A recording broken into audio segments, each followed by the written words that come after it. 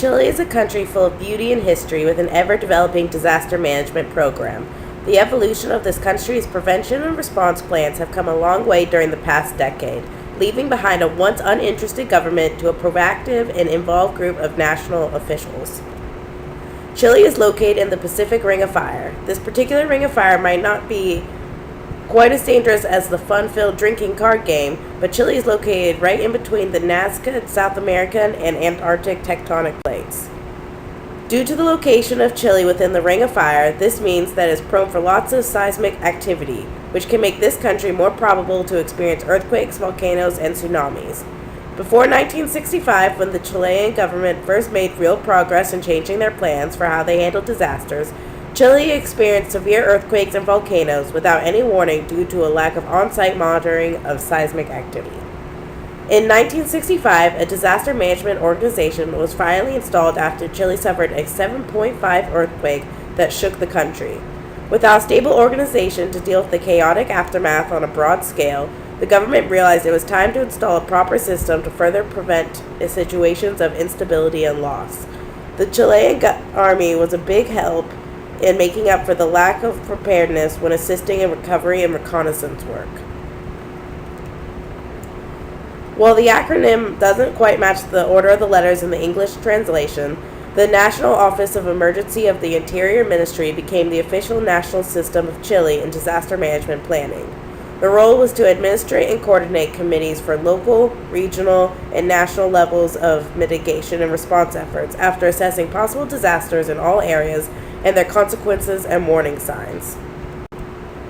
Their main role in helping Chile's disaster management program is their Early Warning Center, designed to assess all possible hazard risks and, after evaluating and gathering information, release that information to the population, authorities, and government and media to spread awareness. This can be a critical step in allowing communities to evacuate if needed or prepare their homes with disaster emergency supplies such as clean water and food. The organization uses colors of traffic signals to signify the level of danger. These alert signals are received by police, firemen, health institutions, and any participant in the civil protection system, who can then spread that information and establish a coordinated plan of response. The system is normally green when there is no threat of disaster posed, but will turn yellow and red based on the urgency of the emergency. While the National Office of Emergency of the Interior Ministry is Chile's main official crisis management team, many other groups help in prevention and response. Chile has organized its regions to have first responders organizations made up of ambulances, firemen, and police that are trained to know how to react based on different disasters and their likely scenarios of damage and fatality potential. Since these groups are local, they have an easier time getting to the locations hit first and helping immediate emergencies, as well as relaying feedback of the extent of help needed to the government. The Chilean military has not always been a huge help in disaster management, especially during the autonomous reign of Pinochet for 17 years, but nearly after 2 decades since democracy has been restored, they have become a major help again in maintaining peace in post-disaster chaos and delivering relief efforts to those affected. And surprisingly enough, local communities of Chile are very organized in efforts to prevent and respond to disasters. Many regions actually practice evacuation drills once a month or have specific locations within the community where clean water and food can be stored and distributed in recovery efforts. A great example of all these groups uniting together to help is after an 8.8 earthquake quivered through southern and central Chile just before dawn on the 27th of February in 2010, causing at least 800 fatalities.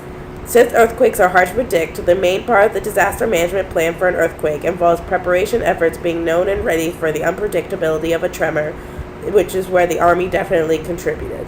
Thankfully, Chile's strict building codes saved many lives and allowed for a comparably lower mortality rate compared to past earthquakes, with less magnitude but more casualties. After the quake, vandals roamed neighborhoods, terrorizing civilians and looting from shops, with many citizens feeling as if they were living in a war zone. With security being at a low and many in the community afraid to leave their homes or even sleep, President Michel Bachelet deployed almost 14,000 troops to help maintain order within 48 hours of the disaster. Local efforts were paired by citizens who tried to maintain sanitation efforts by distributing clean water to prevent the spread of disease through infectious water. And first responders, despite difficulties, involved delayed response to make sure their own families were okay, provided much-needed medical attention, search and rescue, and safety inspections before allowing people into buildings. Minutes after the earthquake, a tsunami struck the coast closest to the epicenter, a disaster that resulted from the earthquake. However, there are many flaws that occurred in the prevention and recovery process of managing this disaster. The biggest was the early warning center's communication plans failed, and nobody was warned or able to evacuate in time, causing lots of damages and fatalities.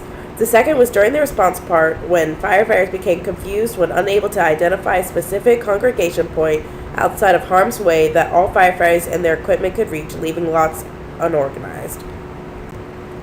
While many criticized the government's poor initial response to the disaster, once realized their planned systems were a failure, they jumped into action and joined forces with international groups to help foremost repair damaged roads to make transporting over 12,000 tons of relief supplies easier and quicker.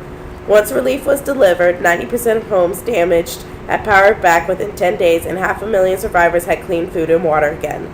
Many locals contributed by helping fundraise through a telethon, earning approximately $60 million in relief money to help build emergency shelters for the survivors who became homeless.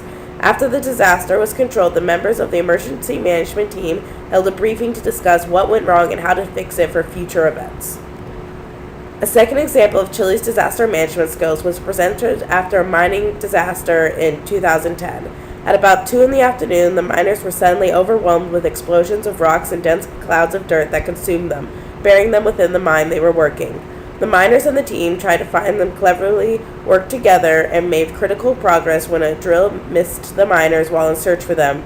But hearing it, they struck the drill with metal and spray-painted it orange with their mining supplies, and the rescue team understood this was a sign that they had found them. From that moment on, the multi-team system worked together to gather information through notes and a camera being passed through the drill to see what the team needed for survival, while a plan was formed to find the best course of action to get them out without causing a worse cave-in. With the government's quick work to start searching and the miners' clever signals, the rescue team was able to hastily dismiss the miners' worries of starvation and not being found. A major component to the success of the disaster management was the positive use of the media to provide images and sound, alerting the public and family members that control was evident and the crisis was being managed with full force. Even though there were 0 fatalities and the miners suffered few injuries, mine safety became another topic of discussion for Chile's government to consider when improving safety protocols to prevent further accidents. One of Chile's most recent demonstrations of proactive preventative disaster management measures is the mandatory evacuation of all civilians within a 15.5-mile radius of the volcano Copahu after increased activity was ascertained and a red alert status declared in May of 2013. The evacuation consisted of relocating about 600 people from the town of Caviahu to the neighboring city of Loncopu as a preventative measure in case it should erupt. The evacuation is still currently in place despite a big decrease in seismic activity out of precaution. In the end, Chile has made significant progress in improving their disaster management efforts of mitigation and response on national, regional, and local levels, with willingness to continue to improve. Oh, and go Knowles.